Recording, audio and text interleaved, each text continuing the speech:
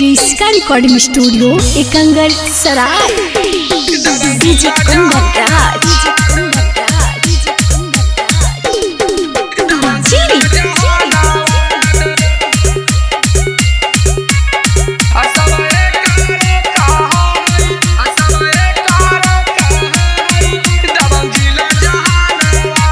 Presented by Kriska films. छौरी लाग है रिश्ता में सबा जिला के ये बाप। छौरी लाग है रिश्ता में सबा जिला के ये बाप। सब एकार कहा है दबंग जिला जहानाबाद। एकरा कोई ना समझावे है जिला रंगदार।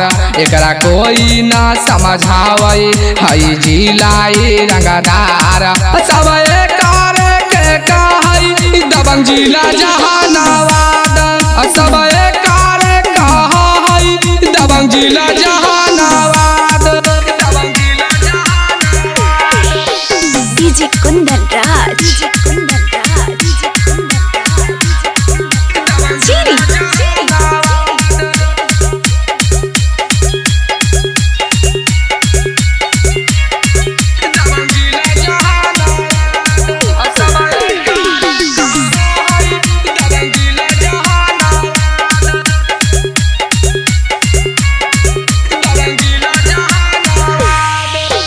पूरा बिहार में एकरे खाली चलै छौरी चर्चा गे।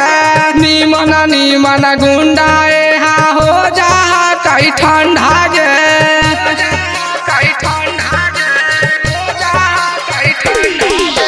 पूरा बिहार में एकरे खाली चलै छौरी चर्चा गे। निमन निमन गुंडा यहाँ हो जा कई ठंडा गे। सबा जिला से है अलग ई जिला रंगवाज। सब एकर के कहा है दबंग जिला जहानाबाद। छौरी लाग है रिश्ता में सबा जिला के ये बाप। सब एकर कहा है दबंग जिला जहानाबाद। डीजे कुंदन राज।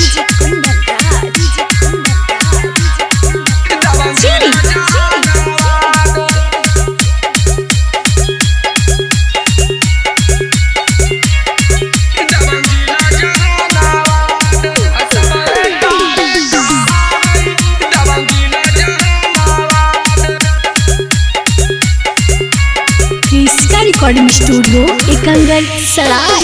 पूरा जबरावा जाना है छौरी जिला जहाना के नामा में गे। यार परदेसिया से डारा है छौरी निमन निमन लफुआ गे।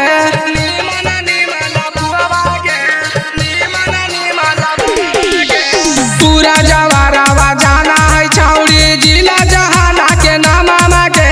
यार परदेसिया से डारा है छौरी निमन निमन लफुआ गे। छौरी जिला जहानाबाद के तने के कर कई बर्बाद। छौरी जिला जहानाबाद के तने के कर कई बर्बाद। छौरी गया पटना अरवल आके ठोका है सलाम। छौरी लाग है रिश्ता में सब जिला के ई बाप।